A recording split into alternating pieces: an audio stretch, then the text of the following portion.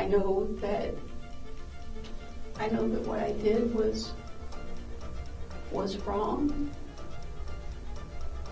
Now that I'm older and wiser, but I didn't see a way out. For the first time, you're hearing the interrogation of a woman who police say lived a secret for decades. Debra Newton was arrested in Florida and charged with the decades-old kidnapping of her then toddler daughter, Michelle, a little girl who grew into a woman who police say never knew she was a missing person. Now Law&Crime has obtained Newton's interrogation, where she explains why she ran, how she hid, and the moment her double life collapsed. We're on the case, presented by Law&Crime. I'm Chris Stewart.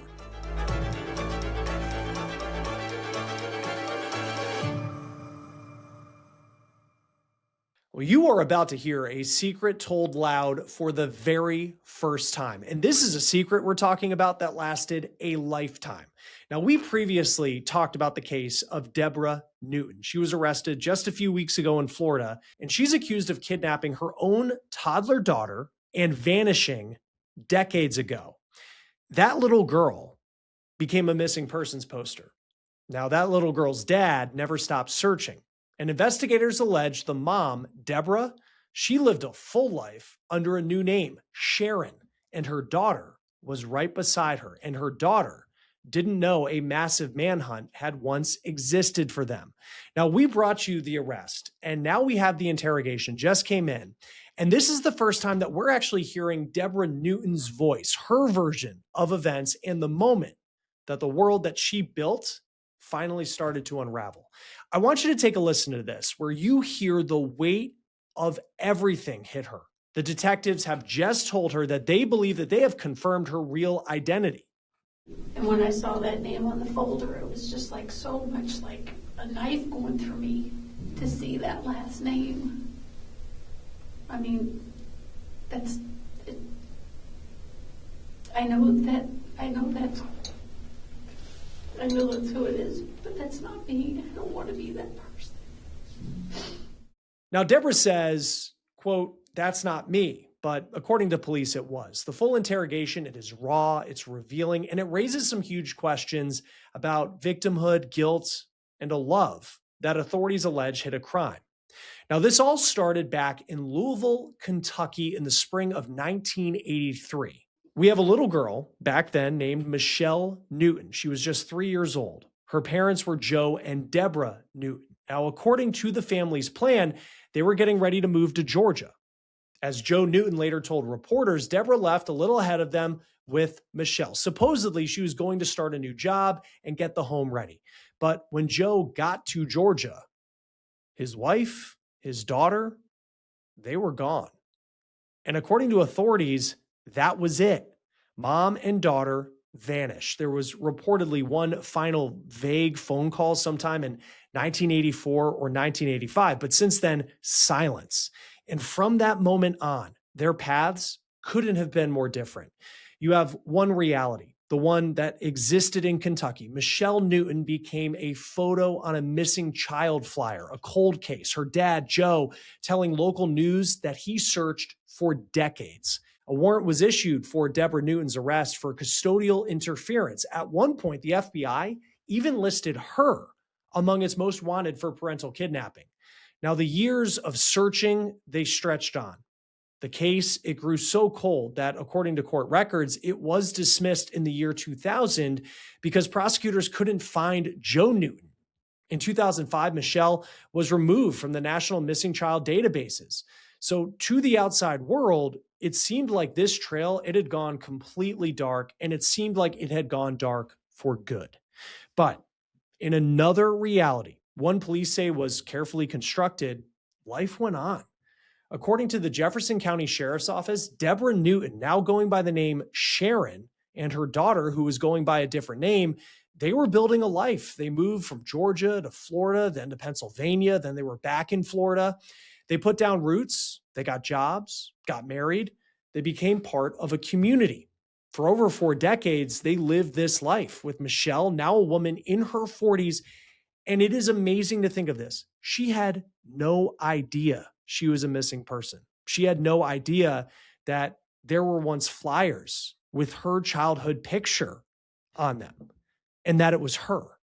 So how did these two realities finally collide? The break came from a persistent family member.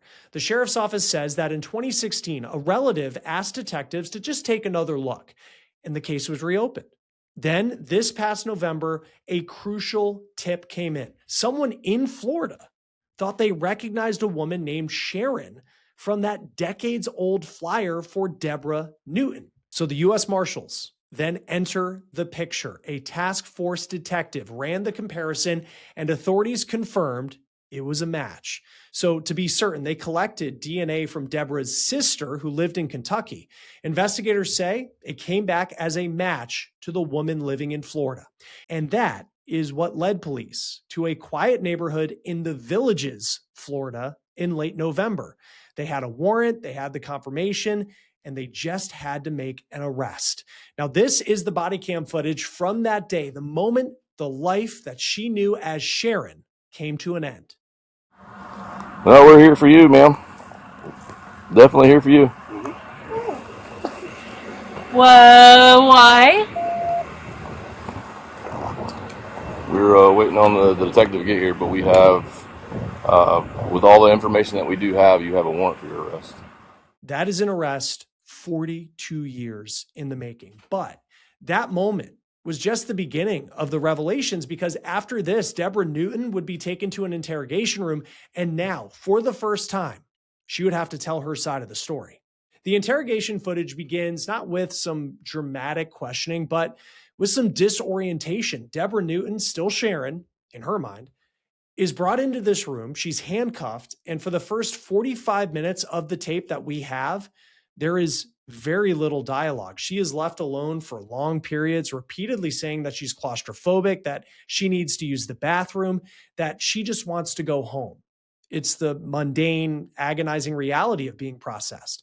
A detective finally enters to get just basic information. Now, this detective, he is gentle, he's almost apologetic, and he asks for her daughter's name and birthday. And notice how he navigates this. Your daughter, Amanda, was her middle name Marie? Yes? Okay. Do you know a date of birth? You mean as Michelle? Yes, so we can identify her and find her. Yes, ma'am. Then you would want to look under. I can give you her phone number. Okay. She's. Did I talk to you at the house? No, ma'am. That wasn't me. Like I said, that was Detective Escobar. Okay. He's a little shorter than I am. She's in Pennsylvania. I mean. I was talking to Mr. Reggie, and he said, husband, Joe, is his legal name Joseph? Jose. Jose. Avanto. You know his middle name? Or does he have one? I don't know. Don't know? Okay. Do you know their address off the top of your head? And then this date of birth, is that for Amanda or for Michelle? Amanda. Okay. And for Michelle, what would that date of birth be? Okay. And Miss Michelle's middle name? Marie. Marie. And last name? She was born as Newton. Newton. Okay. Like I said, I'm not familiar with all the information because like I said, Detective Escobar, the one you spoke to in the back of the truck, he has all the information. Is he coming? Yes, ma'am, he will. He will. He's still making some phone calls and everything, and he's going to be coming in. That's why he asked me to try to get the basic information and everything for everybody. I'm really scared. Why? I don't know what's going to happen. Oh, so he'll be, like I said, I don't have all that information. He'll be able to come in and to explain. I don't want to tell you something and it's not the truth because like I said, I don't know everything. He has all that information, so he'll be coming in. As far as I'm aware of, all I know of is there was a warrant issued and in reference to this with your daughter, I guess with some parental custody issues. And then I guess the other side of the family's been pushing it to find out because they didn't know if y'all were still alive or anything like that. And that's all I know. So we just need to get all of our ducks in a row, make sure we got everybody within the situation, and then go from there. Already the framework is set. The detective casually bridges her two words, Amanda, I mean as Michelle, and she provides the real birthday without hesitation. And you can hear her say that she is scared, but she is compliant. A little later, another detective arrives and reads her Miranda rights. Then the detective just cuts to the chase. He lists the agencies involved, FBI, U.S. Marshals, Louisville, Kentucky police, to show her that this isn't just some small-time investigation. Then he gives her the floor to explain what happened. And what follows is the core narrative, where she doesn't deny taking her daughter, but she does reframe it. Listen. I don't even know if I can remember all the details. It's a long time ago. But when I was married to him, we got married, I think I was 17, and things were pretty good, but then he wanted some sort of open marriage, and he took pictures of me, and then when I tried to leave, Amanda was a baby. We're talking about Joseph. Yeah. Okay. Joseph, my husband. And he took pictures of me with two different men, two different times. Not together, but two different times. And said that if I left him, divorced him, he would take those films. They weren't videos, they were like film, kind of old-fashioned film, and he would share them and show them to my family, my mom and dad. And so I had an opportunity to run, and I went to Atlanta, Georgia. What year do you think that was?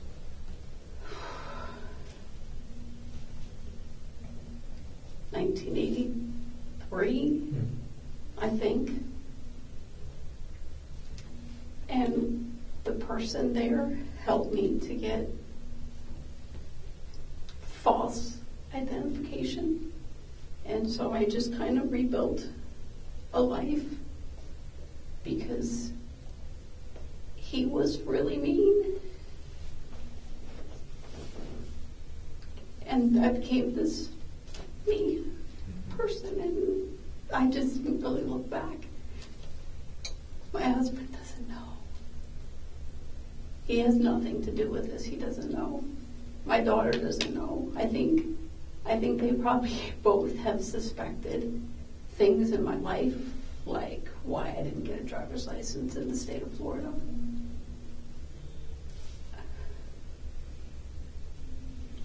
Now, I'm kind of coming into this, like I told you before, I don't know everything. So Joseph was your first husband, correct? And where was this at? Where did y'all originally live? In Kentucky. In Kentucky. Do you remember the city of Kentucky? It was in Louisville. Louisville? Okay. Sorry, I didn't mean to interrupt. I'm kind of trying to get all the information. I never spoke to him again. And when I was kind of going through the process, he said that I couldn't leave him. Okay. What process? Like divorce or? I wanted to get a divorce because I didn't want to be that kind of person. But I can still remember the two men. I can still remember their names. I can still remember that. But he took pictures. How did you leave Kentucky? Like under like a false pretense, or did you? No, I told them I was going to a job in Georgia. I don't know if it was Atlanta or somewhere around Atlanta. I don't remember, but I think it was Atlanta. It was with a trucking company. And that I was going to go down there to work, and he was okay with that. My parents weren't real happy, but he was okay with that. And when I got there, I knew that that's how I was going to get away. How long were you there for? I don't think it was a whole year. Okay. Now, the person who helped you kind of create a new identity, did you immediately switch over to Sharon, or were you somebody else before, or the name that you used before, was it Sharon? I'm not sure if I understand. So when you created your new identity, was now the name that you went to was Sharon? Okay, there's not another name you used throughout the years? Mm-hmm. Okay. Where did you go after Georgia? Florida. Okay, where at in Florida? Tampa. Okay. Tell me about that. Like, what? You left Georgia and you went to Tampa. I got a little efficiency type apartment. Mm-hmm. I don't even remember how I got it because, well, I had identification and a driver's license, but I got the driver's license with fake information that I had from the state of Florida. But then I got a job at a daycare center. And I think during that time, the Social Security number that I was using was not the Social Security number that I have today.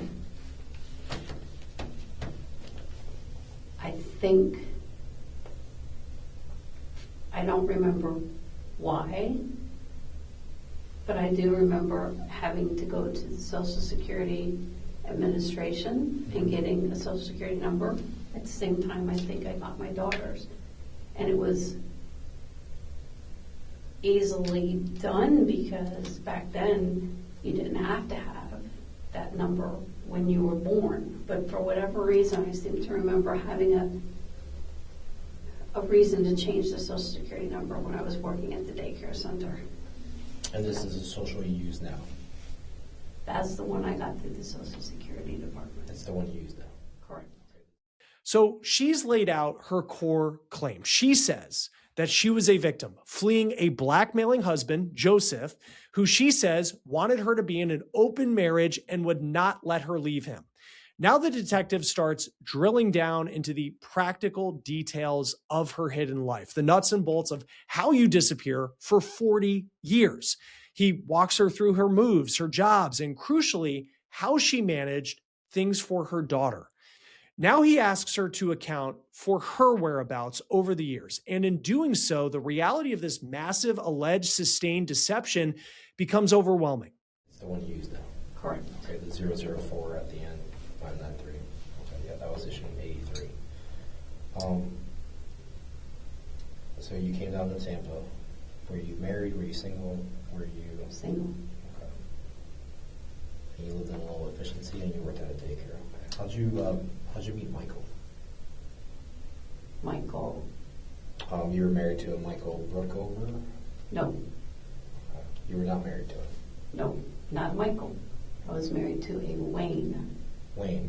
Michael was Wayne's brother, who is deceased. Okay. Michael. Wayne, my ex-husband, is still alive. Okay. What's Michael's last name and what's Wayne's last name? Brookover. Brookover. Yeah. How do you spell it?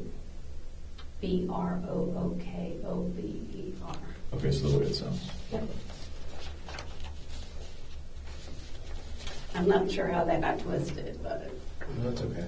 And there's a lot of information throughout the years, and just some things start to like mix up. But where did you guys live together in Tampa? Okay.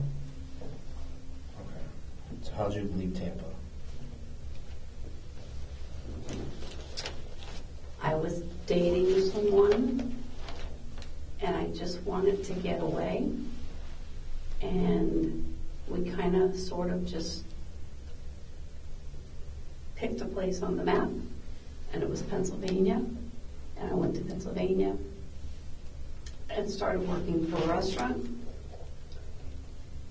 And at the restaurant is where I met Wayne. And his real name is not Wayne, it's Chester. I don't know, it's probably important somewhere along the line. With a J or CH? CH, yes. Chester. Chester. Okay. And that's Brookover? Yeah.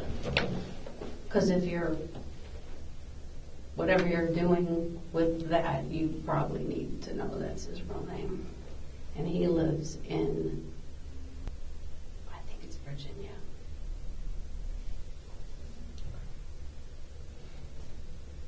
I'm pretty confident I've ran into Chester's name before somewhere because I've looked into Michael and I saw Chester's name there.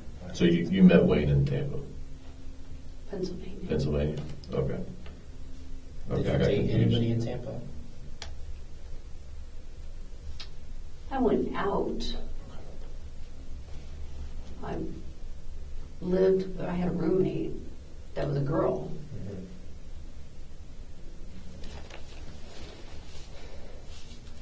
And what year do you think you moved from Tampa to Pennsylvania?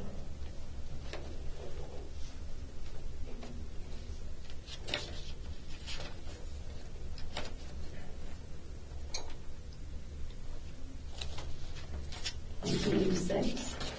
86.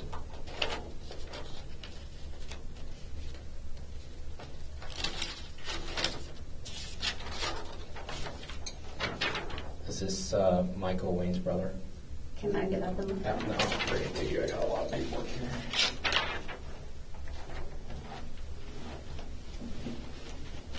I think so.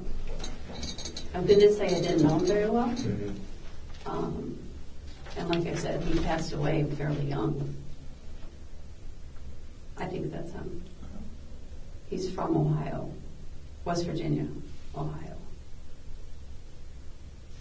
One of those. But there was never any relationship between us. So you moved to Pennsylvania, and that's where you met Wayne. How long were you and Wayne together? I think 10 years. 10 years.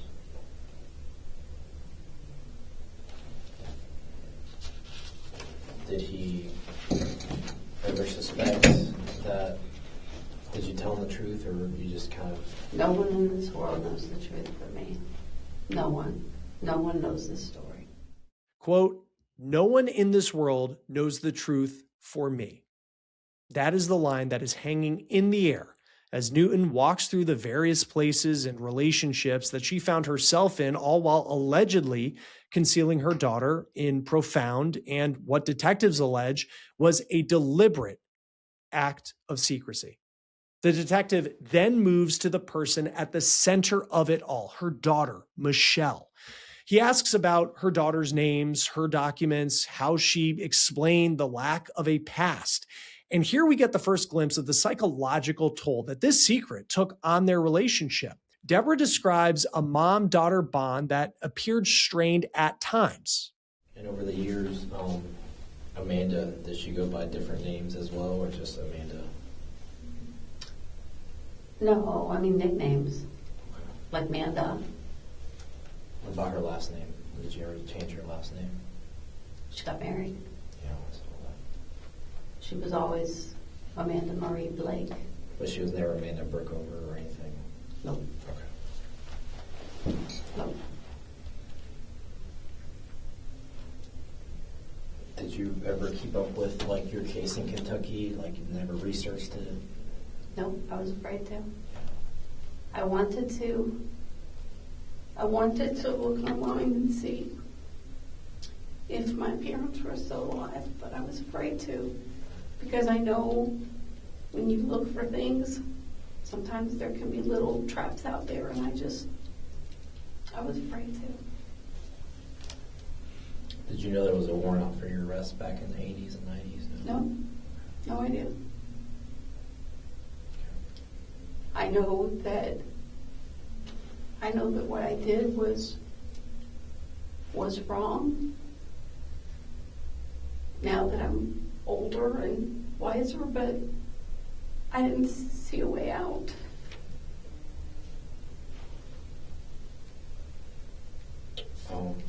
Kind of with like, just, what did you tell Amanda happened with like her birth certificate or like her social or any records of her? Or did you already have that? She asked me for, a lot of times she asked me questions about her father. And as she got older, I kind of told her she needed to stop asking because it could get me killed, is what I told her. And she finally just stopped, but she doesn't have a birth certificate. Did she ever ask you for her birth certificate? Yeah, she asked. I was lied. So, being that she doesn't have a birth certificate, does she drive at all, or does she have any, like, you know, how does she go about that? She drives, and I suspect that what she did was take the name that she has and the information that she could put together, and I believe she probably got a birth certificate, a true, real birth certificate of the person who has that true name. But I don't, she should not, she didn't do anything. Yeah. No, we She shouldn't get in trouble. I don't want her to get scared. I don't want her to. She's not. She's not in trouble or anything. It's because she's still, technically she's Michelle Newton. She's still listed as a missing person. So we have to cross those bridges to take her out as a missing person and everything, to where that's not out there, where if something happens, in an aspect to where, you know, they do, you know, something to where they find, you know, evidence or anything like that, and it's like, hey, well, this is showing that this is Michelle, but this lady goes by Amanda, so we have to make sure that that's taken care of as well, that she's not listed as a missing person anymore also. She always told me that I think she kind of always suspected something, because she always said, Mom, I'll love you. Even if you killed somebody, Mom, I would always love you. But I couldn't tell her, because when you tell somebody, that puts them in guilt, and I didn't want to do that. So she's just admitted that she knew about the warrant, meaning when police showed up initially in the previous body camera footage that we showed you, according to Debra Newton, she knew exactly why they were coming. Now, after that emotional moment, the detective continues tracing the timeline of her life in hiding. And he asks about how she enrolled, quote, Amanda in school. And she explains that they used the false identity moving from Tampa to Pennsylvania, and about her current husband, whose name is Reggie. Do you ever have any questions, like kind of what you tell them about the years? No, I think he was a little frustrated, because I've always driven, and when we came to Florida, my license expired and I didn't get it renewed. And I think he thinks I have a state ID card, because I just told him, which is true, I don't like to drive. I'm scared of driving. That's a whole different subject, but it's hard to drive here. So he just loves me so much, I think. He just kind of maybe believed me. Now the detective circles back to test the foundation of her entire defense, her claim of fleeing an abusive, blackmailing husband. Now he asks if her ex-husband, Joseph, the one from Kentucky, ever came looking for her in Georgia. And she insists that he did not, suggesting that he was, quote, glad with the distance. But then the detective calmly presents a fact from the official record, a direct contradiction. Did you, so let's kind of go back a little bit. Just kind of quick question. Back in Georgia, did anybody ever come looking for you in Michelle? You mean like knock on the door and question? Like Joseph, did he ever come looking for Oh, you? no. No. Honestly, maybe he was glad with the distance between us because it left him free to do the things he wanted to do, which was being with other people. So he did come looking for you guys in Georgia. I guess you filed some paperwork there for divorce, and he actually tried knocking on the door to where you guys were living at. Do you remember that at all? Never. Never. And that's kind of two sides. So this is what he said throughout the years back in the 90s, and this is what you're saying. The detective then continues to fill in the timeline of her hidden life, her moves, her job at Wells Fargo, and finally retiring in Florida, and retiring in the Villages, no less. If you know about the Villages, that's one of the largest, if not the largest, retirement community in the entire country. And he reveals that her sister has been looking for her and that her parents are no longer alive. Now, this news shifts the mood. And when I saw that name on the folder, it was just like so much like a knife going through me to see that last name. I mean, that's it. I know that's who it is, but that's not me. I don't want to be that person. Which is from what you've told us and everything, and we understand, why. I have a past, and I'm not that person anymore. I had to move away from my family and everything as well. Met my wife here in this county and everything. I'm not from here, so it's been a better life for me. I didn't do it the same way you did, but I was able to do that. I'm sure you didn't break any rules like I did. Not to get away, no ma'am, but I did break rules. I didn't want to do it that way. Yeah, and we understand that too, because we understand that it's different from how it is in the 80s and compared to now. We know that back in their domestic violence was not a thing like it is now. A lot of times, back in the day, that we noted that a lot of females didn't have a voice. So, we understand that. I tried when I was in Charlotte to do things like with Trust for Success and domestic violence survivors. Even here, I try to behind the scenes work and donate and stuff because I know what it's like to not have a place to go. There's just nowhere to go. The detective then explains the extradition process to Kentucky. She is terrified, but first they allow her to place a phone call with her husband, Reggie, just to sort out the practicalities. Then they arrange the most anticipated call, the call she is making to her daughter, Michelle. Hello? Hey, Mama. I love you. Are you okay? I love you too. It's okay. It's gonna be okay. All right? It's gonna be okay. All right. Okay? It's gonna be okay. I love you. I told you before, whatever it is, it's okay. And ride or die. You're my mama, and you're okay. Okay? All right. I told him that you said that. I love you. I love you too. I know that everything you've ever done has been to take care of me, and I am here. Whatever they tell me I can do, can I do something to get you out, or? I don't know. It's going to be a while. Okay, do you need me to talk to Reg? Is there anything I can do at all? No, he's okay. He was here. Okay. He's worried about Kira. I'm worried about Toys for Tots. It's the little things you worry about. I get it. It's okay. It's all right. Are you home? I just got home. Yeah, the kids called me and told me that the police were here, and I kind of detoured and came back because I didn't know what was going on. And were they nice to you?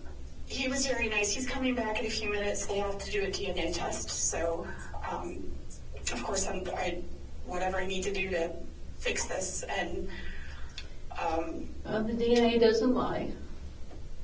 well, it's okay. Like I said, I mean, you and I have been round and round for a long time with me asking questions, and I feel like you would have just had peace. I just want you to be okay. That's it. Okay, it's all right. I'll be okay. We will be okay. All right, let me just figure out what I need to do on this side. I'll talk to the detective and find out what I have to take care of. Reggie said if you need to talk to Judy, you can talk to Judy. Okay. And Judy said if she needs to come, she can be here in 3 hours, so. Okay. Well, I'm kind of thinking I need to get a flight and get down there, so. Can she see me if she comes down? It would only be the video visitation. Oh, you wouldn't be able to see me. Okay. I don't even know if I'll be able to fly. I don't know what this happens with my identity or my passport or anything. I'll figure all that out. Priority right now is you. It's gonna be okay. Okay. You remember the version of you with the cement and busting up the back to make the driveway because you wanted it? Because I can do anything. Because you could do anything, right? Yeah. And whatever you did, I know was to keep me safe. I have no doubt in my mind. Yeah, I know. I'm just a little scared. It's okay. It's okay to be scared. It's okay to be scared. I love you. I need you to just breathe and keep in fact, like, I'm right with you. Even though I'm up here, I am right with you. We will figure it out. All right. Okay? Well, It's going to be okay. I guess your husband really isn't going to like me now. That's not my concern. I don't care what he thinks. It's okay. I know. It's not his life. It's not his relationship. It has nothing to do with him. It's I okay. know. I just needed to laugh. It's okay. I'm sending you the biggest hug right now, okay? All right. All right, I love you. I'm going to talk to the detective and find out what I need to do next. I'm going to take care of stuff with the police. And is Reggie allowed to see you? He can come to some kind of a video conference, Okay. but not see me in person. I guess from what I understand, I'm in a room with the TV and he's in another room with the TV. And we Okay. kind of like FaceTime, I guess. Yeah, pretty much. Yeah, he said pretty much. Okay, it's going to be okay, Mom. I know. Okay? I know. I love you. I love you too. I wish I could have Always. told you. I wish I could have told you all those times ago. And It was a big thing for you to carry, and I hate that this is going on, but I'm also really happy that you don't have to carry it by yourself anymore. This is what I told you before. I know, but if I would have told you, it would have made you guilty, and I didn't want to do that. Well, that's a whole lot for a mom to carry on her shoulders, woman. I know. I would have been guilty with you. It would have been okay. I know. But it would have changed your life, and I didn't want to do that. Well, I have the life I have because of you, and that is what matters right now. So we're going to figure this out, and everything is going to be okay. All right. All right? Tell the kids I love them. I will. All right. I absolutely will. I love you, Mama. Love you too. Bye. Bye. Now, after that call, she is taken away to jail. The interrogation is over, but the case is just entering a new phase. So, what happens now? Well, according to the Marion County Sheriff's Office, Debra Newton was booked on that decades-old felony warrant for custodial interference, and she is being held without bond in Florida, awaiting extradition back to Kentucky. Authorities in Jefferson County will have to formally request her transfer, and because the charge in Kentucky carries no statute of limitations, prosecutors there can move forward. Now, for Michelle Newton, the daughter who lived 46 years as Amanda, the journey of discovering her own identity, that in a lot of ways is just beginning. In statements to local media after her arrest, she said her intention is to support both of her parents through this and to help them heal. And while there were allegations of abuse mentioned against Michelle's dad, Debra Newton's ex-husband, Joseph Newton, we were not able to independently verify those claims. What a story. That will do it for On the Case, presented by Law&Crime. Subscribe to us on YouTube and Spotify, and now you can watch episodes of On the Case on Peacock. I'm Chris Stewart. We'll see you next time.